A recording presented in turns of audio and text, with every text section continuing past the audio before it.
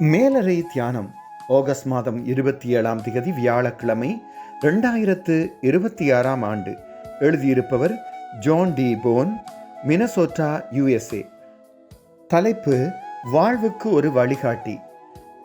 வாசிக்க வேண்டிய வேதப்பகுதி 2 தீமோத்தேயு 3ஆம் அதிகாரம் 14ஆம் வசனம் தொடங்கி 17ஆம் வசனம் வரை.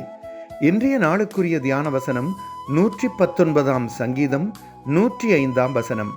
உம்முடைய வசனம் என் கால்களுக்கு தீபமும் என் பாதைக்கு வெளிச்சமுமாயிருக்கிறது.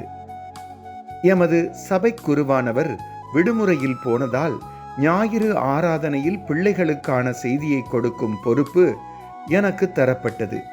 அந்த நேரம் வந்ததும் பிள்ளைகளை முன்னே அழைத்து பிரபலமான மரப்பலகையின் விளையாட்டு அறிவுறுத்தல் புத்தகத்தை உயர்த்தி பிடித்து, அது என்ன புத்தகம் என்று யாருக்காவது தெரியுமா என்று கேட்டேன். அந்த விளையாட்டை எப்படி விளையாடுவது என்பதை சொல்லும் புத்தகம் என்று ஒரு பிள்ளை பதிலளித்தார்.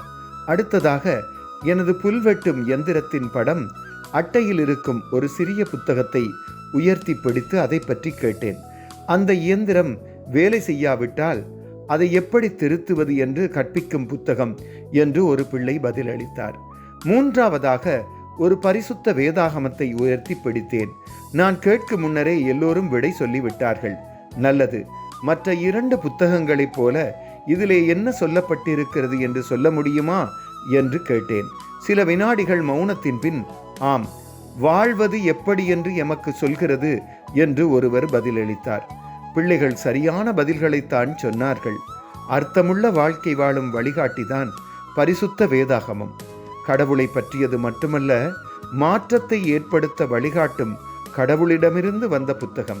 கடவுளை அறியவும் அவரை அண்மித்துச் சேரவும் எமக்கான அவருடைய நோக்கத்தை அறியவும் வழிநடத்தும் புத்தகம்.